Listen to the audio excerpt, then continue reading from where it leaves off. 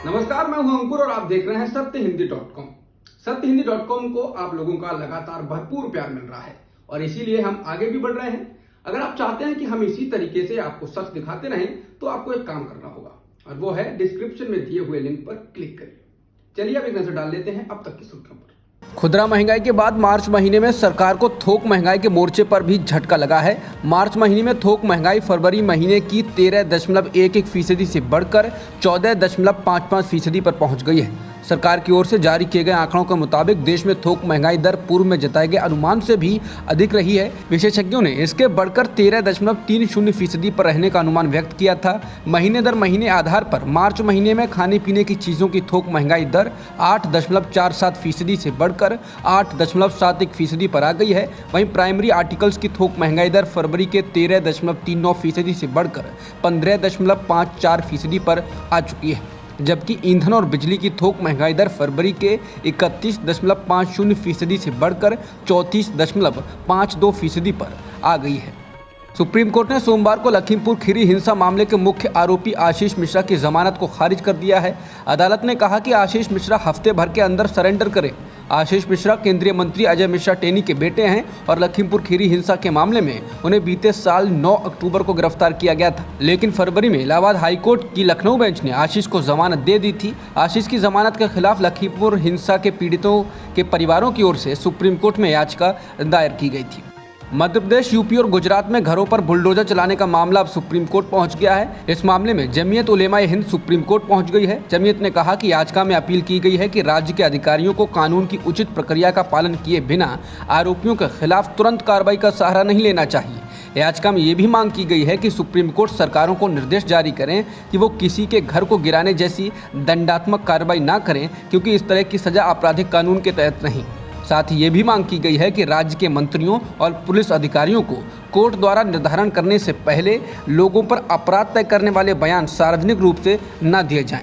जमीयत उलेमा ए हिंद के अध्यक्ष अरशद मदनी की ओर से ट्वीट कर कहा गया है कि जमीयत उलेमा ए हिंद ने सुप्रीम कोर्ट में बुलडोजर की खतरनाक राजनीति के खिलाफ अर्जी दायर की है, जिसकी शुरुआत बीजेपी शासित राज्यों में अपराध पर नकेल कसने के बहाने अल्पसंख्यकों, खासतौर पर मुसलमानों को बर्बाद करने के लिए की गई है। 10 अप्रैल को रामनवमी के जुलूस के दौरान मध्य प्रदेश के खरगोन में सांप्रदायिक झड़पों के बाद लापता हुए इस्लामपुरा के रहने वाले 28 वर्षीय इब्राहिम खान का शव मिला है। शव की पहचान परिवार ने इंदौर के MY अस्पताल में की। खरगोन में रामनवमी के दिन हुई हिंसा में ये पहली मौत की पुष्टि है। इब्राहिम खान 10 अप्रैल से ही लापता था। राज्य के गृह मंत्री नरोत्तम मिश्रा ने हिंसा के कारण पहली मौत की पुष्टि की। अधिकारियों ने बताया है कि प्रशासन उनके परिवार को 4 लाख रुपए की अनुग्रह राशि देने की तैयारी कर रहा है। वहीं इब्राहिम खान के भाई ने पुलिस पर बेहद गंभीर आरोप लगाए हैं। इब्राहिम खान के भाई इखलाक खान ने एक समाचार चैनल से बताया कि मैं अस्पताल में अपने भाई की डेड बॉडी लेने के लिए आया हूं। मेरा भाई आनंद नगर मस्जिद में रोज़ा खोलने के लिए गया हुआ था और फिर वहां हमला हुआ और उसको वहां के लोगों ने और पुलिस वालों ने खूब मारा। पुलिस वाले मेरे भाई को वहां से सबके सामने उठा के ले गए थे और थाने पर वो कुछ देर के लिए आया था और फिर उसके बाद से लापता था। उसे घसीट कर मारा गया है और उसके सिर पर चोट के निशान हैं। ये उनके भाई ने आरोप लगाए हैं। प्रख्यात गायिका अनुराधा पौडवाल ने अजान के लिए उपयोग किए जाने वाले लाउड स्पीकर की आवाज़ पर आपत्ति जताई। हनुमान जन्मोत्सव पर जबलपुर में एक निजी कार्यक्रम में प्रस्तुति देने पहुंची पौडवाल ने कहा कि धर्म का मतलब होता है कर्तव्य, लिहाजा पहले कर्तव्य यही है कि मेरी वजह से किसी अन्य को तकलीफ ना हो। हजारों गाने और भजन गा चुकी अनुराधा पौडवाल ने कहा कि मैं सनातन धर्म को मानने वाली हूँ। जोर जोर से लाउड स्पीकर चलता है तो सोच समझकर उसकी आवाज़ को कम करना चाहिए, बिना किसी धर्म या मजहब का नाम लिए। उन्होंने ये भी कहा कि साल में उनके त्यौहार पर कुछ दिन हो तो समझ आता है, लेकिन मजहब की दुहाई देकर अगर एक व्यक्ति ऐसा करता है तो फिर दूसरा करेगा और दूसरे को देखकर तीसरा। हम मेले या तेज शोर शराबे के बीच तो रह नहीं रहे हैं कि हर रोज़ शोर हो। पौडवाल ने कहा कि मेरे बयान को राजनीति से जोड़कर देखा जाएगा, लेकिन मैं स्पष्ट कर देना चाहती हूं कि मेरे दिल में हर धर्म के लिए सम्मान है। दिल्ली के जहांगीरपुरी में शनिवार शाम को हुई हिंसा के मामले में दिल्ली पुलिस ने अब तक 23 आरोपियों को गिरफ्तार कर लिया है। हनुमान जयंती पर निकले जुलूस के दौरान 2 समुदाय के लोगों के बीच झड़प हुई थी और इस दौरान 8 पुलिसकर्मी घायल हो गए थे। पुलिस ने कहा कि गिरफ्तार किए गए लोगों में से 3 देसी पिस्तौल और 5 तलवारें बरामद की गई हैं। इन सभी लोगों को अदालत के सामने भी पेश किया गया है। गिरफ्तार किए गए लोगों में असलम नाम का एक शख्स भी शामिल है। असलम ने ही दिल्ली पुलिस के सब इंस्पेक्टर मेदालाल मीणा पर गोली चलाई थी। असलम से देसी पिस्तौल बरामद हुई। दिल्ली के जहांगीरपुरी में शनिवार शाम को हुई हिंसा के मामले में दोनों ही समुदाय के लोगों ने एक दूसरे पर हिंसा करने का आरोप लगाया है। मुस्लिम समुदाय के लोगों का कहना है कि हनुमान जयंती के जुलूस में शामिल लोगों के पास हथियार थे और उन्होंने मस्जिद में तोड़फोड़ और भगवा झंडा लगाने की कोशिश की, जबकि हनुमान जयंती के जुलूस में शामिल लोगों का कहना है कि उनके पास हथियार तो थे, लेकिन हिंसा के लिए मुस्लिम समुदाय के लोग जिम्मेदार हैं क्योंकि उन्होंने उन पर पत्थर फेंके। पुलिस ने इस मामले में दंगा करने, हत्या का प्रयास करने और आर्म्स एक्ट की धाराओं के तहत मुकदमा दर्ज किया है।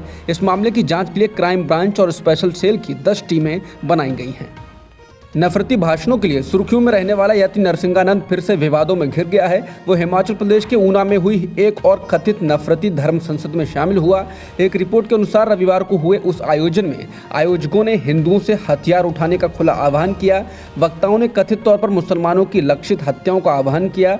कहा जा रहा है कि इसमें शामिल होकर नरसिंहानंद ने नफरती हरिद्वार धर्म संसद मामले में मिली जमानत की शर्तों का उल्लंघन किया है। समाचार एजेंसी पीटीआई के मुताबिक विवादित महंत यति नरसिंहानंद के संगठन ने रविवार को हिंदुओं से अपील की है कि वो भारत को इस्लामी देश बनने से रोकने के लिए ज़्यादा से ज़्यादा संख्या में बच्चे पैदा करें।